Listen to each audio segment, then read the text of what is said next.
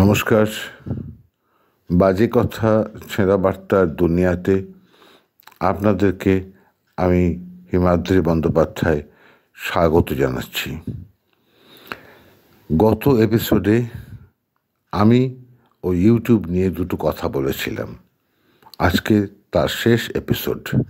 তারপর আমি পরের এপিসোডে চলে যাব আমার জীবন নিয়ে যতটুকু আমি পোস্ট করেছিলাম গত 28শে নভেম্বর, অর্থাৎ 2024 সালের 28শে নভেম্বর, মনে আছে আমার।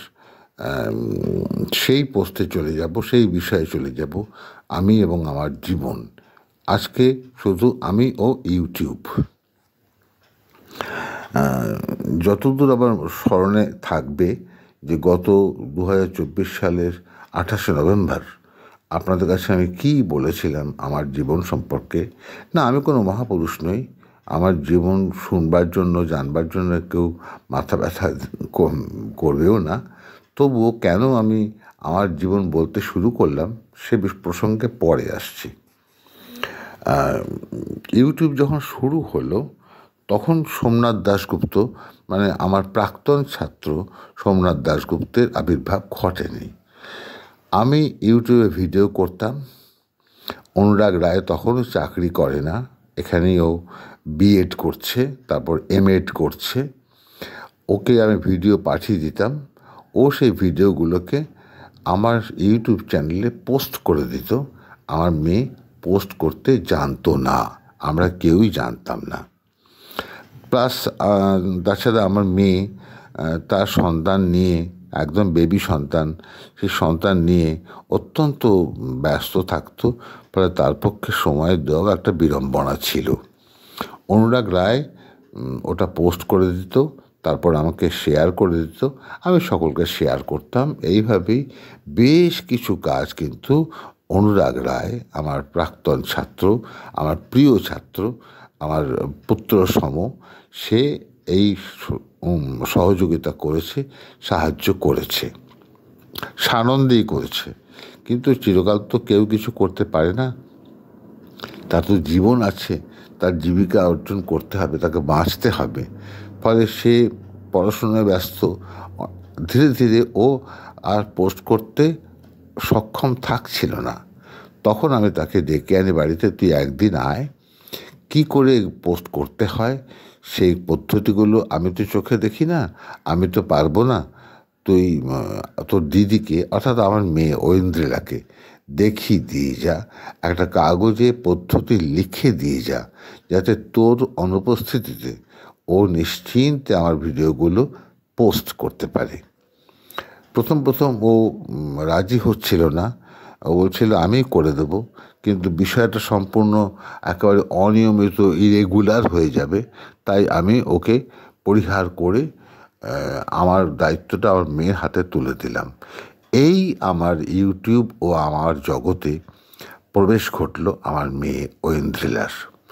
সে ওই বেবি সন্তান নিয়েও আমাকে এইটুকু সহযোগিতা করছিল, এবং ধীরে ধীরে ধীরে ধীরে সপ্তাহে 2-3টে পোস্ট আমি করতাম, 4টে আমার কথা বলতাম, আর একটি করে গল্প শোনাতাম, আমার লেখা গল্প, যা অনেকেরই মন জয় করেছে বলে আমি প্রতিক্রিয়া পেয়েছি।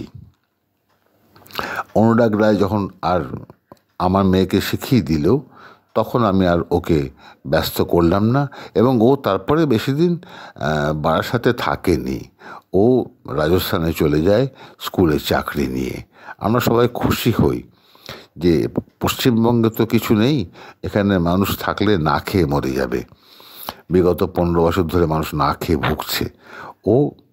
ওর মতো অনেকেই পশ্চিমবঙ্গ ছেড়ে বাইরে চলে গিয়েছে, যাকে আমরা ইংরেজিতে বলে থাকি ব্রেন ড্রেন। এখানেই মানুষ হয়েছে, এই জল হাওয়া মাটিতেই বড় হয়েছে, এই খাদ্যেই বেঁচে উঠেছে। সে এই রাজ্য ছেড়ে, তার দেশ ছেড়ে, মাতৃভূমি ছেড়ে, বাংলা ভাষা ছেড়ে সে চলে যাচ্ছে পরদেশে। ওই সে মাইকেলের কথা আর কি, পরদেশে ভিক্ষাবৃত্তি কুক্ষণে আচরি। কোনো উপায় নেই, বাস্তব মেনে নিতে হবে। তখন থেকে আমার মেয়ে এই পোস্টগুলো করতো এবং সফলতার সঙ্গে করতো।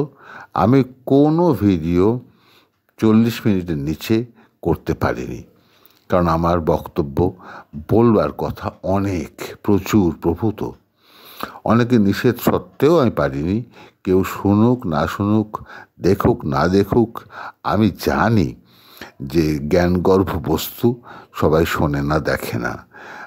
অর্থাৎ কোনো আয়ুর্বেদিক ওষুধের দোকানের সামনে তেমন লম্বা লাইন বা সারি পড়ে না যতটা লম্বা লাইন বা সারি পড়ে মদের দোকানের সামনে। সুতরাং মদ লোকে বেশি ভালোবাসে। মহাদাক্ষারিষ্ঠ, মৃত সঞ্জীবনী সুধা, এ সমস্ত কারোর প্রিয় বিষয় নয়। তাদের বিষয় হচ্ছে মদ, লিকার, হুইস্কি, ব্র্যান্ডি, রম, এই সমস্ত আর কি। আমি জানি, জেনেই করতাম। আমি তো এই নিয়ে কোনো উপার্জন করবো বলে ইউটিউব চ্যানেলে আসিনি। বেশ আনন্দ পাচ্ছিলাম, কারণ দৃষ্টিশক্তি চলে যাওয়ার ফলে আমার ক্লাস, আমার জীবিকা বন্ধ হয়ে গিয়েছিল। আমি আর জীবিকা অর্জন করতে পারতাম না। ফলে অখণ্ড অবসর, অথচ মনের মধ্যে অনন্ত কথা। এত বছরে 40-45 বছরের শিক্ষকতা জীবনে আমার অনেক কথা মনে জমা আছে, অনেক কথা সাহিত্যিকের মনে, শিল্পীর মনে জমা থাকে। সেইগুলো আমার মধ্যে জমা ছিল। আমি শেয়ার করে ধীরে ধীরে ধীরে ধীরে হালকা হচ্ছিলাম। আস্তে আস্তে আমার সমাগত মৃত্যুকে আমি বরণ করতে অনেক প্রস্তুত হচ্ছিলাম, কারণ আমি অতৃপ্ত হয়ে মরব না এ বিষয়ে নিশ্চিত হয়ে গিয়েছিলাম। ধীরে ধীরে যখন হচ্ছিল তখনও সোমনাথের আবির্ভাব ঘটেনি। সোমনাথ দাশগুপ্ত, যে আমিও আমার ইউটিউব চ্যানেলের 4র্থ নম্বর তার প্রভাব রয়েছে। সোমনাথ দাশগুপ্ত আমার প্রাক্তন ছাত্র, আমারই অঞ্চলে থাকে, বড় প্রিয় ছাত্র আমার। এদের যাদের কথা বললাম তাদের সকলের থেকে বয়সে সে বড়। সোমনাথ দাশগুপ্ত কৃতি ছাত্র, অনুরাগও কৃতি ছাত্র এবং সেও কৃতি ছাত্র। যাই হোক, আমি জানতামও না যে সোমনাথ দাশগুপ্ত গোপনে আমার বাজে কথা ছেঁড়া বার্তা চ্যানেল দেখে, শোনে এবং ও মুগ্ধ হয়। জানতে পারলাম অনেক পরে। হঠাৎ একদিন পথে আমাকে দেখে ছুটে এসে প্রণাম করে এবং ওর মনের আনন্দ প্রকাশ করে যে আপনার ইউটিউব চ্যানেল আমি শুনি, দেখি, বড় ভালো লাগে আমার, স্যার চালিয়ে যান। আমি তাকে জানাই যে চালিয়ে যান বললে তো হয় না, অন্তত চোখ দুটো থাকা দরকার, কিন্তু চোখটাই তো আর নেই। চালিয়ে যাওয়া তো সহজ নয়। আপনি যা পারেন, আপনি, আমার মেয়ের নাম ঐন্দ্রিলা, সে বলে যে ঐন্দ্রিলার মাধ্যমে আপনি চালিয়ে যান। বলাটা যত সহজ ততটা করা সহজ নয়। একজন মায়ের পক্ষে, সদ্য হওয়া মায়ের পক্ষে এত দূর করা, তার বাচ্চা ফেলে, 2-3 বছরের বাচ্চা, বয়সের বাচ্চা ফেলে সম্ভব নয় অনেকখানি। তবু সে সহযোগিতা করেছে, আপ্যায়ন করেছে। কিন্তু এই সোমনাথ আমাকে নিয়ত টেলিফোনে, রাস্তাঘাটে, আমার আবাসনে এসে ও আমাকে ধাক্কা দিতে থাকে, স্যার এগুলো বলুন। যখন বলতে বলতে আপনার স্টক ফুরিয়ে যাবে তখন আপনার জীবন বলবেন। আপনার জীবন, আমি যতদূর জানি আপনার ছাত্র হিসেবে অভিনব, অনেক উত্থান পতনের জীবন, সেই জীবনের কথা বলে যান। আপনি মরে যাবেন, লোকে আপনাকে ভুলে যাবে, কিন্তু আপনার কথা, আপনার সৃষ্টি, আপনার ভাবনা, চিন্তা, দর্শন সমস্ত রয়ে যাবে কিন্তু আন্তর্জালে, অর্থাৎ ইন্টারনেটে, যা এক সময় ছিলই না। আমি এইসবের ব্যবহার ঠিক মতো জানতামই না। সোমনাথ আমি যতই হতাশ হয়ে যাচ্ছি দৃষ্টিশক্তির জন্য, সোমনাথ ততই আমাকে উদ্বুদ্ধ করছে, এটা করুন, ওটা করুন, সেটা করুন।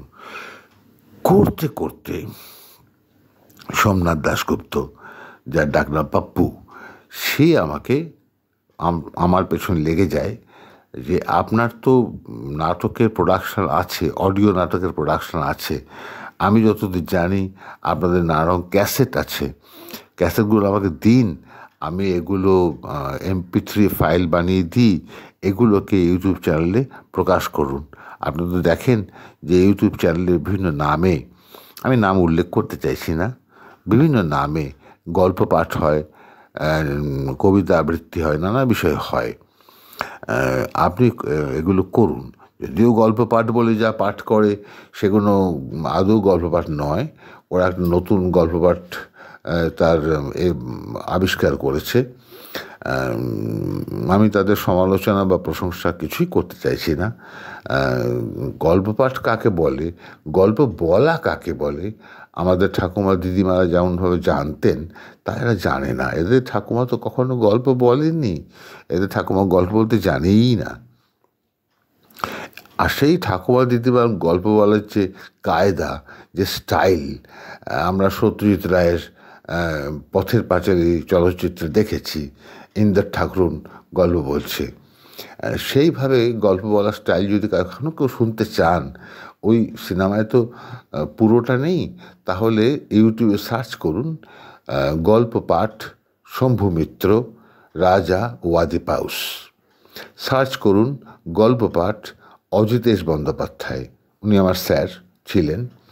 অজিতেশ বন্দ্যোপাধ্যায় গল্প পাঠ অজিতেশ বন্দ্যোপাধ্যায় তামাকু সেবনের উপকারিতা, তাহলে বুঝতে পারবেন গল্প পাঠ কাকে বলে। এভাবে গল্প পাঠ হয় না। যারা গল্প পাঠ করেন, বিভিন্ন অখ্যাত লোকের গল্প পাঠ করেন, তাদের শেখা উচিত, জানা উচিত। এটা রেডিও মির্চি জানে না, সানডে সাসপেন্সও জানে না গল্প কেমন করে বলতে হয়। কারণ কিংবদন্তি শিল্পী শম্ভু মিত্র, বহুরূপী নাট্যদলের শম্ভু মিত্র এবং আমার মাস্টারমশাই, আমার স্যার অজিতেশ বন্দ্যোপাধ্যায়, নান্দিকারের স্রষ্টা, পুরোধা। যাই হোক, নাটকগুলোকে ও চাইছে, আমি তো শ্রুতি নাটক থেকে, অডিও নাটক থেকে অবসর নিয়েছি। এই শতাব্দীর প্রথম ভাগেই নানা কারণে আমি নাট্য অনুষ্ঠান সম্পর্কে, নাট্য আন্দোলন থেকে, আমি পারফর্মিং আর্ট থেকে, মঞ্চ থেকে বিদায় নিই। নানা কারণে সেই বিষয়ে আলোচনা পরে করা যাবে। আমি আর আমার জীবন নিয়ে যা বলা হবে, এখন সে কথার অবতারণা করছি না। তারপর নাটকের ক্যাসেটগুলোকে যায় হারিয়ে আমার জীবনে নানা উত্থান পতন, নানা ঝড় বৃষ্টি চলে। আমার কাছে অমূল্য ক্যাসেটের সম্ভার ছিল।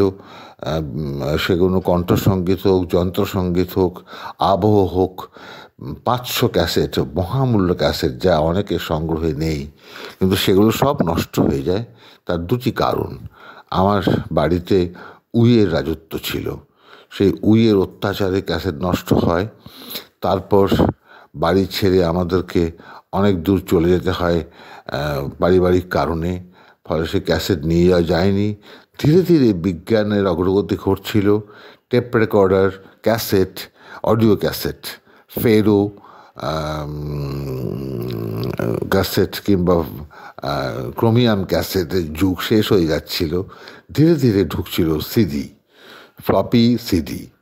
তখন সিডি প্লেয়ার বাজানো হতো, কম্পিউটার তখনও আসেনি। সিডি ঢুকলো, ফলে ক্যাসেট আর কেউ বাজানো হতোও না। টেপ রেকর্ডার কেউ মেরামত করে দিত না, সবাই ফেরত দিত। তখন সিডি প্লেয়ার বাজাবার এক চল ছিল। তার ফলে ক্যাসেটগুলো সব পড়ে পড়ে পড়ে পড়ে ময়েশ্চার পড়ে, ময়লা পড়ে, উইয়ে খেয়ে নষ্ট হয়ে গেল। তখন সোমনাথ দিনের পর দিন আমার পেছনে পড়ে থাকলো, স্যার করুন, স্যার করুন, আমায় দিন, আমায় দিন, আমি আপনার সব নাটকগুলোকে MP3 ফাইল করে দেব, আপনার ইউটিউব চ্যানেলে দিন স্যার, আপনি মরে যাবেন, এগুলো থাকুক। তারপর যেভাবে হয় আর কি, বৃদ্ধ বয়সে পুরনো কথা, পুরনো নথি রাখবার একটা ইচ্ছে হয়। বেঁচে থাকতে সবাই চায়। আমি তখন আমার যে নাট্যদল, সে নাট্যদলের ছেলে মেয়েদেরকে টেলিফোন করলাম, হোয়াটসঅ্যাপ করলাম যে ক্যাসেট তোমাদের কাছে আছে কি না। আমাদের দলের যে ক্যাসেট রেকর্ড হয়েছিল, কোম্পানির রেকর্ড, আমাদের দলগত রেকর্ড, তা তোমাদের সংগ্রহ আছে কি না। তারা কিন্তু আমার আহ্বানে সাড়া দিল, দ্রুত সাড়া দিল, এবং বেশ কিছু ক্যাসেট তারা সংগ্রহ করে তার কাছে ছিল। খুঁজে পেতে বাড়ি তল্লাশ করে তারা সবাই এখন মা বাবা হয়ে গিয়েছে, সংসার ধর্ম সেসব ছেড়েও দাদা বলেছে বলে তারা প্রচণ্ড খোঁজ করে সেই সব ক্যাসেট নিয়ে আমার বাড়িতে এসে উপস্থিত হয় একে একে, এবং তারা জানায় যে এই ক্যাসেটগুলো আমরা খুঁজে পেয়েছি, আমার কাছে আছে। আরও ক্যাসেট ছিল, আরও রেকর্ড ছিল, কিন্তু তাদের কাছে আর নেই। কিন্তু যে কটা পেয়েছি তাই আমি সোমনাথকে ডেকে, আমার ছাত্র, প্রাক্তন ছাত্র সোমনাথ দাশগুপ্তকে ডেকে তাই আমি তাকে দিলাম, তো হাতে তুলে বললাম এই নিয়ে তুই যা। বিনা স্বার্থে। ও অদ্ভুত ছেলে, সোমনাথ দাশগুপ্ত অদ্ভুত ছেলে, কৃতি ছেলে, খুব পণ্ডিত ছেলে, পড়াশুনোয় গভীর মনোযোগ, জীবনে উন্নতি করেছে ও এবং অনুরাগ রায়। ও ক্যাসেট নিয়ে যায় আনন্দে লাফাতে লাফাতে, এবং এক সপ্তাহের মধ্যে, যা আমার জীবনে একটি বিপ্লব, এক সপ্তাহের মধ্যে সে আমাকে MP3 ফাইল করে পাঠিয়ে দেয় হোয়াটসঅ্যাপে, বলে আপনাকে পাঠিয়ে দিলাম, শুনে দেখুন। দেখলাম বিগত 30-35 বছরের পুরনো ক্যাসেট বাজিয়ে ও যা শব্দ সংগ্রহ করতে পেরেছে তা অভিনব, কৃতিত্বের যোগ্য, ওকে ধন্যবাদ জানাবার যোগ্য। আমি সেগুলোকে সংগ্রহ করলাম এবং সেগুলোকে MP4 ফর্মে নিয়ে আমি ইউটিউব চ্যানেলে পোস্ট করা শুরু করলাম। এবং এটা হলো আমি সামনে না এসে, আপনাদের সামনে না এসে, ক্যামেরার সামনে না এসে, এক অন্য ফর্মে, একটা অন্য অ্যাপে এইটা প্রকাশ করা। অবশ্যই সেটা MP4 হবে, MP3 হবে না। MP3 দিয়ে শব্দ হয়, ভিডিও MP3 হয় না, সেটা MP4 হয়। যাই হোক, এইসব করতে জানতাম না। আরেকটি আমার প্রাক্তন ছাত্র, যার নাম না বললেই চলবে না, তার নাম অভিষেক বন্দ্যোপাধ্যায়, আমার পরিবারের ছেলে, আমার ছোটো ভাইয়ের ছেলে, সে বলল তোমার এইগুলো আমি পোস্ট করে দেব। কিন্তু তারপরে সে নানা ব্যাপারে আমাকে অবহেলা করতে থাকলো, আমাকে ঘোরাতে থাকলো, আমার আত্মাভিমানে আঘাত লাগলো, আমি তাকে বর্জন করলাম। তখন আবার সে অনুরাগ রায় রাজস্থান থেকে আমাকে একটি অ্যাপ পাঠালো, অ্যাপের নাম VN। এই VN অ্যাপের মাধ্যমে আমাকে কিছু পদ্ধতিও পাঠালো, এই পদ্ধতিতে আপনি কিন্তু রেকর্ড করতে পারবেন।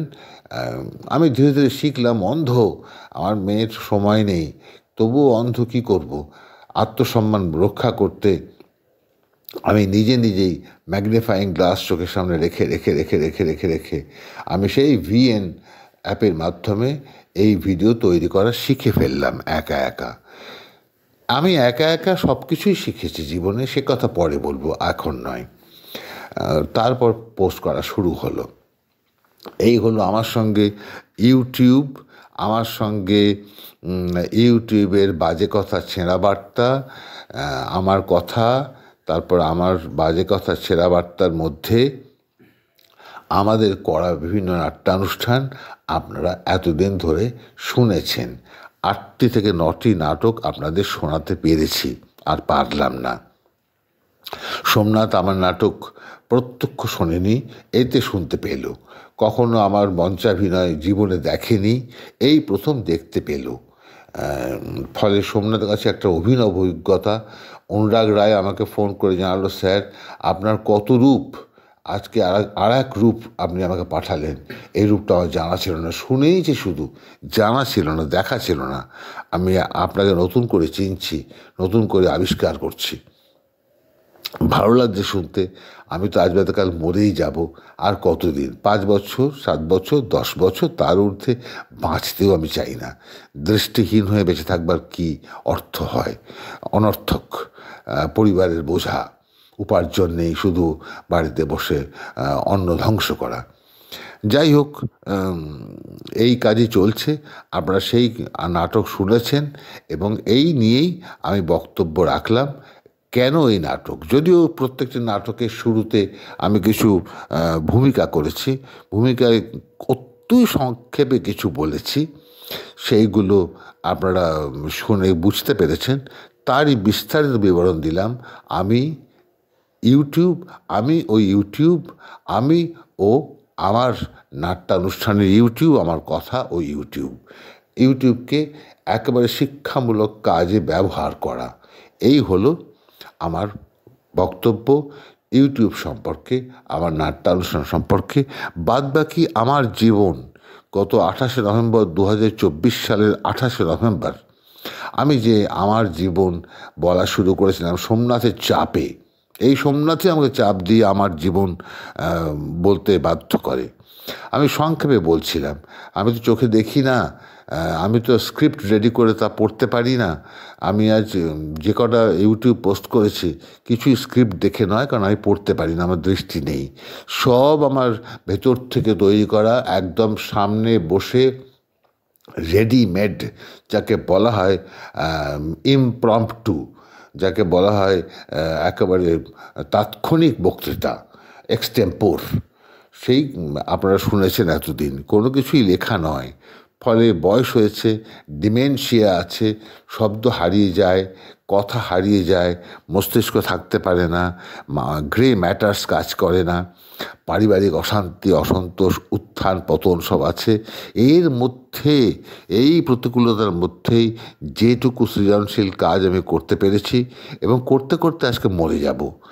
একটু ক্ষীণ দৃশ্যশক্তি আছে। আমারই এক প্রাক্তন ছাত্রী সঞ্চারী গুহ, সে অনেক অর্থ খরচ করে আমার চোখটি অপারেশন করে দিয়েছে, একটি চোখ, ফলে ক্ষীণ দৃষ্টি এসেছে। একেবারে অন্ধত্ব থেকে একটু মুক্তি পেয়েছি, তাকেও ধন্যবাদ। ইউটিউবের সঙ্গে তার কোনো সম্পর্ক নেই, কিন্তু আমার জীবনের সঙ্গে সম্পর্ক। আমি তাকে কন্যা বলেই মনে করতাম, সেও আমাকে পিতা বলে মনে করতো, কেননা সে ছিল পিতৃহীনা।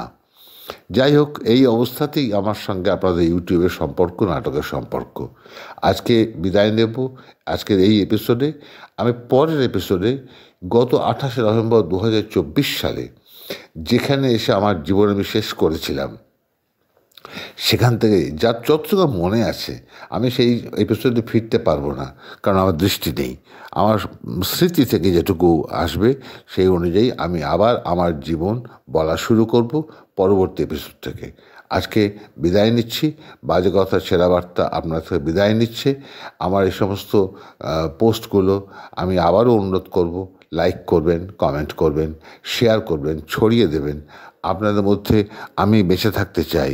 আমি শিল্পী, আমি একা একা তানসেনের মতন অরণ্যে সঙ্গীত চর্চা করতে পছন্দ করি না।